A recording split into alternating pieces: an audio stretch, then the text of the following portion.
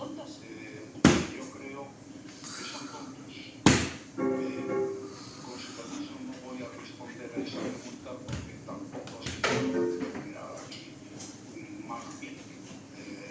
Yo pienso lo que pienso y supongo que usted pensará también lo que piensa. Y bien, aunque no olvide que cada uno es dueño de sus silencios y esclavo de sus palabras.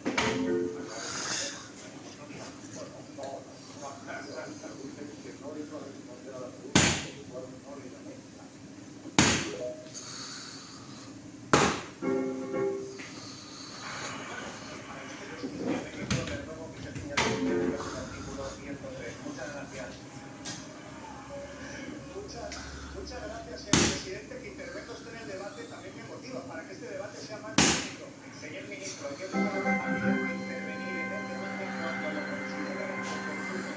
Así que le ruego, porque en base al artículo 103, que estoy absolutamente convencido que como la Constitución usted se la conoce, habrá tenido la oportunidad de referirse al artículo 103. Prosiga, señor ministro. Gracias, señor presidente. No sé si me conozco la Constitución, que sé que la presidencia de esta Cámara ha de ser imparcial.